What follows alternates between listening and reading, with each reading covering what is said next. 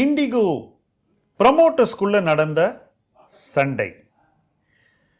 IPO ரொம்ப சக்சஸ்ஃபுல்லா 2015 நடக்குது.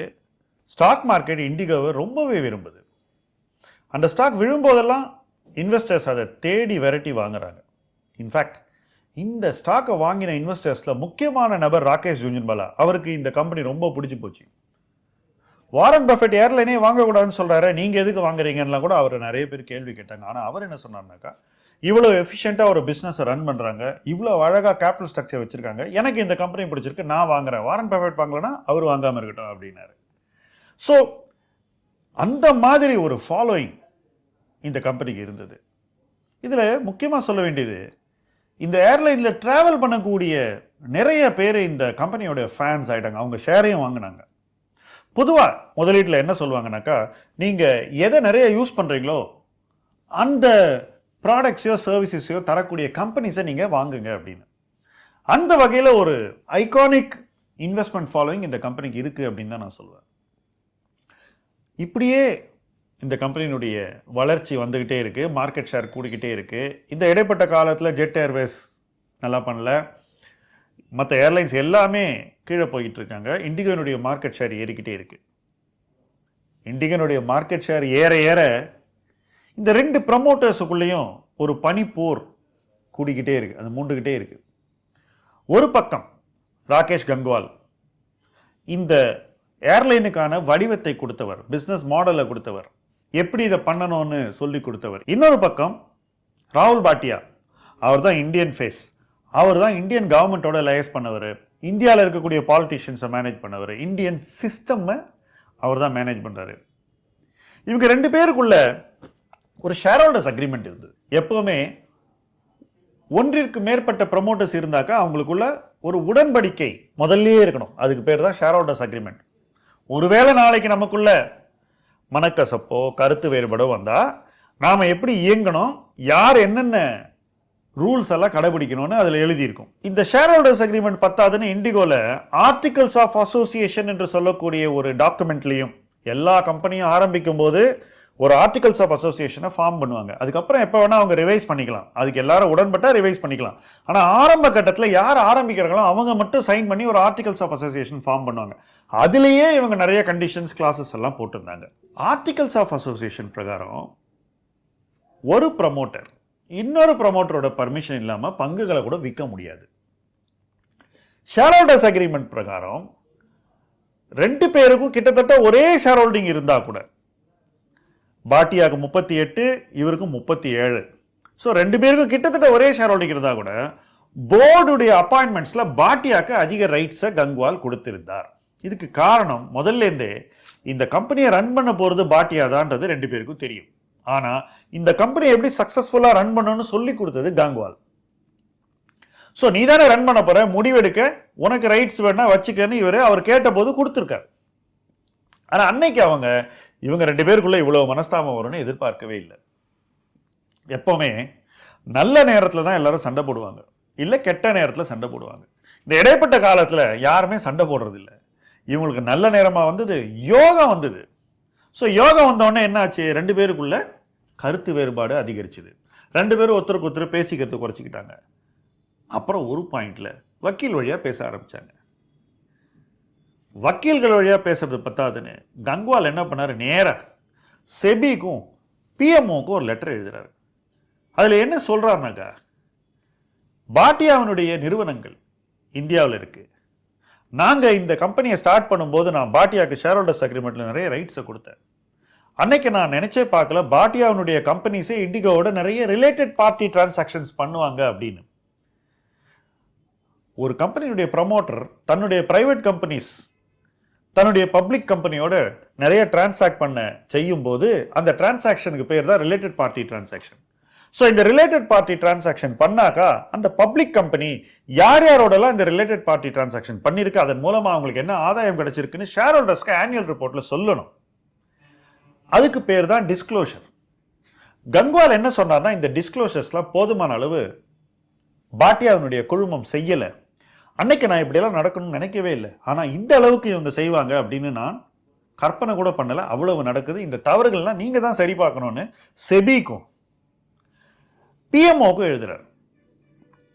ஏன் சார் பிஎம்ஓக்கு எழுதணும்? கம்பெனி போர்டுக்கு ஒரு சேர்மன் இருக்கார்ல, அவருக்கு எழுதலாம் இல்லையா அப்படின்னு நீங்க கேட்கலாம் இந்த சந்தர்ப்பத்தில். ஏன்னா கங்குவாலும் இருக்காரு போர்டில், பாட்டியாவும் இருக்காரு, ஒரு சேர்மன் இருக்காரு, அவர் இண்டிபெண்டன்ட் பர்சன். அவருக்கு எழுத ஏதோ ஒரு காரணத்துக்காக கங்குவாலுக்கு தயக்கம். என்ன காரணம் அது? கங்குவால் நினைக்கிறாரு இந்த சேர்மன் ஒரு தரைப்பட்சமாக நடந்து கொள்கிறார் அப்படின்னு நினைக்கிறார். இத்தனைக்கு அந்த சேர்மனே இதுக்கு முன்னாடி செபி சேர்மனா இருந்த ஒரு நபர். ஆனா அவர் மேல இவருக்கு நம்பிக்கை இல்லை. சோ பிரச்சனை இந்த இடத்துக்கு போகும்போது அங்க இருந்து கூட ஒரு தீர்வு வரல. அது அப்படியே ஆற போட்டிருக்காங்க, பிஎம்ஓ ஆற போடுறாங்க, செபில இருந்தும் பெரிய நடவடிக்கைகளை ஒன்றும் எடுக்கல. ஆனா கங்குவாலுடைய பிரச்சனை என்ன? இவ்வளவு வருஷம் நான் இந்த கம்பெனியோட இருந்துட்டேன், கிட்டத்தட்ட 13 வருஷம். இன்னைக்கு என்னால என் பங்குகளை விற்கவும் முடியாது, பணத்தை அனுபவிக்கவும் முடியாது, வெறும் சொத்து மதிப்புன்னு வேடிக்கை பார்த்துக்கிட்டு தான் இருக்கணும். போர்ட்ல எனக்கு எந்த விதமான ஒரு மதிப்பும் மரியாதையும் கிடையாது, வெறும் ஒரு ஆர்னமெண்டல் ஃபிகரா என்ன வச்சிருக்காங்க. இதுல என்ன பயன் அப்படின்னு அவர் நினைக்கிறாரு. ஆனா இவங்க என்ன நினைக்கிறாங்க?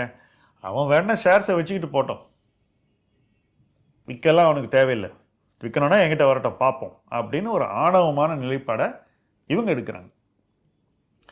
இது ரெண்டுமே தவறான நிலைப்பாடு. ஆக்சுவலா ஒருத்தர் இன்னொருத்தரோட சண்டை போடணும்னு நினைக்கிறாரு, இன்னொருத்தர் அவன் எக்கேடான கேடட்டோன்னு நினைக்கிறாங்க. இப்படியா ரெண்டு ஃபவுண்டர்ஸ் நினைக்கணும்?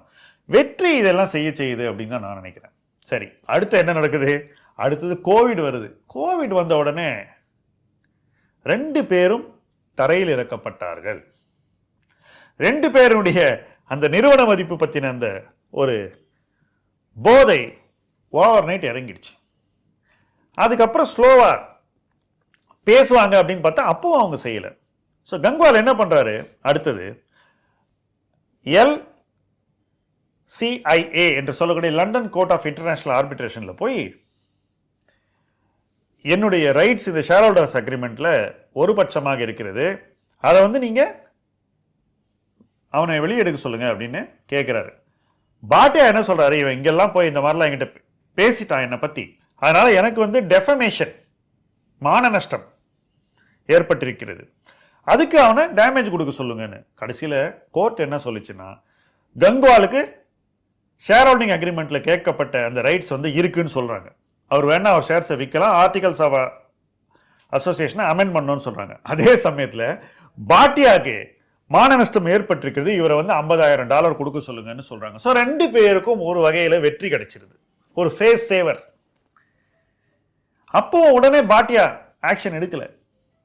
ஸோ கங்குவால் மறுபடியும் என்ன பண்றாரு? டெல்லி ஹைகோர்ட்டுக்கு அந்த London court of international arbitration கொடுத்த தீர்ப்பை இவங்களை அமல்படுத்த சொல்றாரு. டெல்லி ஹைகோர்ட் என்ன சொல்றாங்க?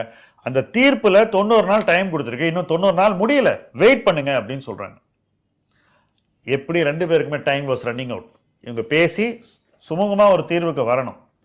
அந்த தீர்வும் இறுதியில் அவங்களுக்குள்ள ஒரு உடன்படிக்கையாக ஏற்படுகிறது. 2 பேரும் என்ன பண்ணாங்க?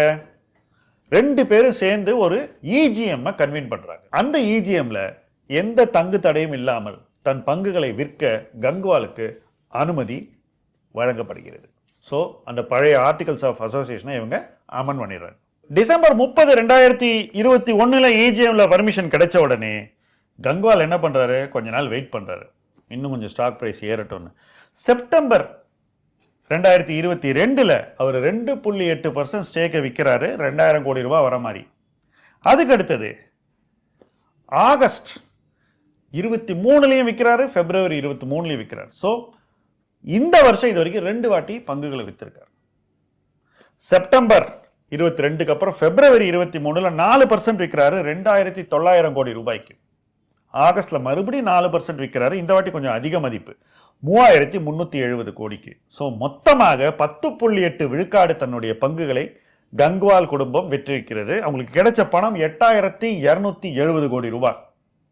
யோசிச்சு பாருங்க, அதிக காசு போடாம ஒரு கம்பெனிக்கு தன்னுடைய மூளையே மூலதனமாக வைத்து அதுல ப்ரமோட்டர் கேபிட்டல்ல 37%, அதாவது பாதிக்கு பாதி வச்சுக்கிட்டு, கம்பெனியில டோட்டல் ஹோல்டிங்கே 37%, ப்ரமோட்டர் ஹோல்டிங்ல 50% வச்சுக்கிட்டு, அதுல ஒரு பகுதியை வித்து இன்னைக்கு 8270 கோடி ரூபாய் அவரு வெளியில எடுத்துட்டாரு.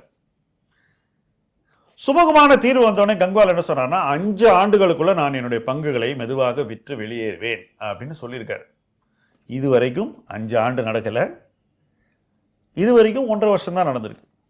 ஆனா இந்த ப்ராசஸ் இனி முன்னெடுப்பாக இருக்கும், ஸ்லோவா அவர் வித்துட்டு போயிடுவாருங்கிறது பரவலான எதிர்பார்ப்பு. அப்போ இண்டிகோல ப்ரமோட்டர் ஷேர் ஹோல்டிங் வெகுவாக குறைந்துவிடும் என்பது நேச்சுரல் எக்ஸ்டென்ஷன். சரி, இண்டிகோ இவருக்கு இன்னைக்கு நல்ல வாய்ப்பை கொடுக்குது விற்கிறதுக்கு, மேபி தொடர்ந்து நல்ல வாய்ப்பை கொடுக்கலாம். ஆனா வாங்குறவங்களுக்கு இன்னைக்கு இண்டிகோ என்ன மாதிரியான முதலீடாக இருக்கும்? கடந்த 2 ஆண்டுகள்ல இண்டிகோ எப்படி பர்ஃபார்ம் பண்ணிருக்கு, பர்ஃபார்மன்ஸ் ரீதியாக இந்த கம்பெனி எப்படி இருக்கு, எதிர்காலம் இந்த கம்பெனிக்கு எப்படி தெரியுது, இதையெல்லாம் நம்ம அடுத்த வீடியோல பார்ப்போம். இணைந்து பயணிப்போம். முதலீட்டு களம் உங்கள் களம். நன்றி.